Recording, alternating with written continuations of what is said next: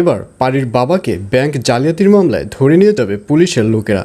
বিস্তারিত জানতে সম্পূর্ণ ভিডিওটি দেখতে থাকুন। আসসালামু আলাইকুম প্রিয় দর্শক, সবার কি অবস্থা? হাজির হয়ে গেলাম দীপ্ত টিভির নিবেদিত দেনা পাওনা নাটকের ৩১০তম পর্বে কী সব ঘটতে চলছে তার অগ্রিম খবর নিয়ে। অলরাইট, এই পর্বে আপনারা দেখতে পারবেন অবশেষে পারির শ্বশুরকে দেখা যাবে সে চাইবে না যে পারি তাদের বাড়িতে থাকুক। আর এই কথা শুনে পারির বাবা যখন পারিকে নিয়ে চলে যাবে ঠিক তখনই সামনে দাঁড়াবে পারির শাশুড়ি। পারির শাশুড়ি বলবে, আমি আপনাকে একটা রিকোয়েস্ট করব, আপনি কি আমার রিকোয়েস্টটি রাখবেন? আর এই কথা শুনে বাড়ির সবাই অবাক হয়ে যাবে। তখন পারির বাবা বলবে, কী রিকোয়েস্ট? তখন পারির শাশুড়িকে দেখা যাবে সে পারির কাছে যাবে। পারির কাছে গিয়ে বলবে, মা, তোমাকে দেখে আমার ইরফানের কথা মনে পড়ে যায়।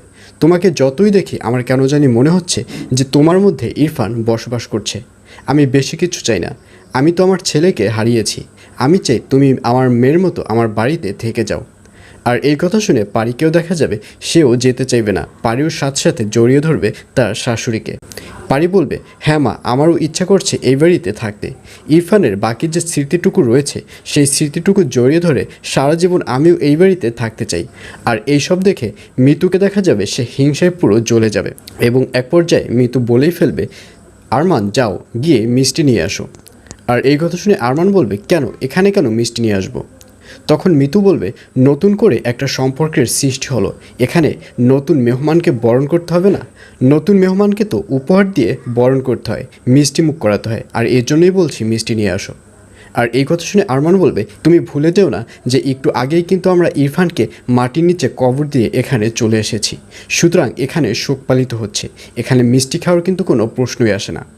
আর এই কথা শুনে মিতু বলবে, আমারও একই কথা, যে এখানে নতুন সম্পর্কের হিড়িক পড়ে গেছে, সবাই নতুন নতুন সম্পর্ক শুরু করে দিয়েছে, এখানে তো নতুন সম্পর্ক শুরু করার প্রশ্নই আসে না, কারণ এখানে হচ্ছে মরাবাড়ি, মরাবাড়িতে সবাই শোক পালন করবে, এখানে আবার নতুন সম্পর্ক সৃষ্টি কিসের?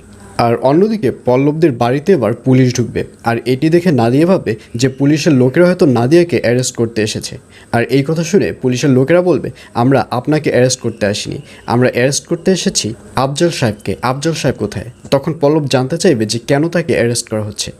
তখন পুলিশের লোকেরা বলবে, তাকে ব্যাংক জালিয়াতির মামলায় অ্যারেস্ট করা হচ্ছে। এইসব বলতে দেখা যাবে পুলিশের লোককে। আর এছাড়াও থাকবে আশ্চর্য সকল ঘটনা। সুতরাং সবাইকে দেনা পাওনা নাটকের আগামী পর্ব দেখার আমন্ত্রণ রইল।